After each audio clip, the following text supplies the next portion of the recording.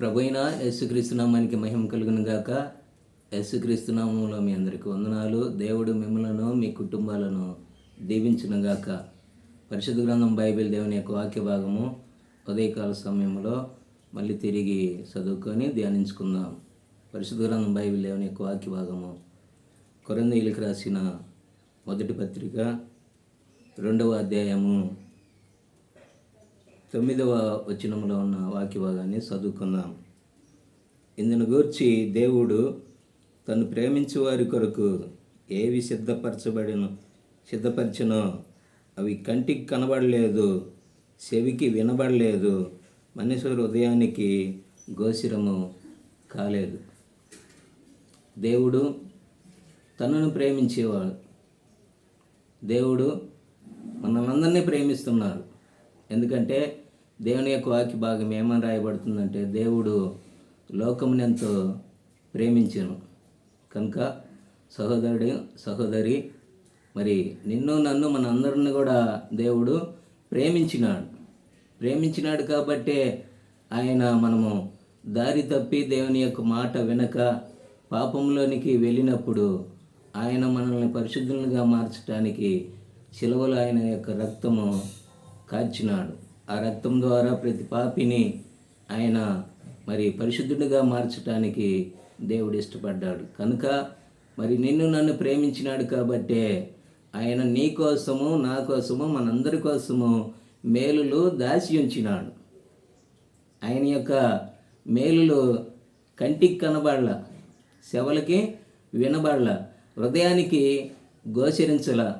నిజంగా దేవుడి ప్రేమను పొందుకున్నట్లయితే, దేవుడి ప్రేమ నువ్వు ఎరిగినట్లయితే, దేవుడి యొక్క మరి మాటను నువ్వు గ్రహించినట్లయితే నీకోసం కూడా దేవుడు గొప్ప మేలును దాచించినాడు.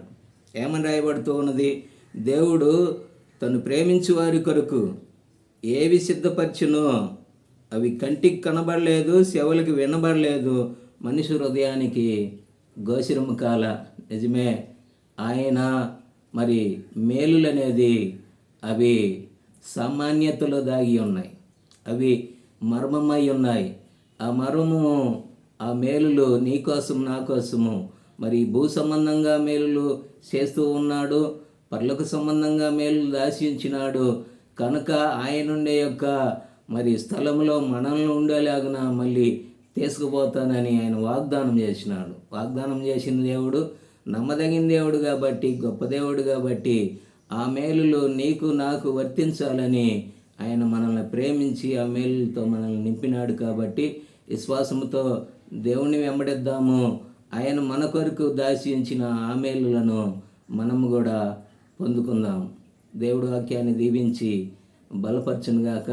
ప్రార్థన చేసుకుందాం. మహాపరిశుద్ధుడు తండ్రి, సర్వశక్తిమంతుడా యేసుక్రీస్తు ప్రభువా, నీ బిడ్డలమైన మా అందరికి కూడా నీ మేలులు దాచించినావు కాబట్టి, దాచబడిన మేలులు ఈ లోకములో పరలోకములో ఉన్నాయి కాబట్టి మేము ఒక విశ్వాసము కలిగి ఒక నిరీక్షణతో నిన్ను వెంబడించడానికి సహాయం చేయమని అయా, నీ బిడ్డలైన వారిని అందరిని కూడా మీరు ఆశీర్వదించి ఈ బిడ్డలు మీ యొక్క వాక్యం వింటూ చూస్తూ ఉండగా ఈ బిడ్డల్ని 30 60 100 దీవించమని యేసుప్రభు నామములో ప్రార్థించి అడిగి వేడుకొనుచున్నాం మా తండ్రి, ఆమేన్.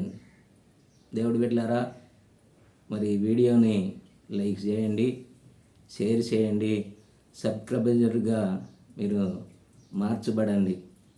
మరి ఈ యొక్క పరిచర్యలో మీరు కూడా ప్రార్థన చేయండి. దేవుడు మిమ్మల్ని దీవించి ఆశీర్వదించును గాక. ఆమేన్.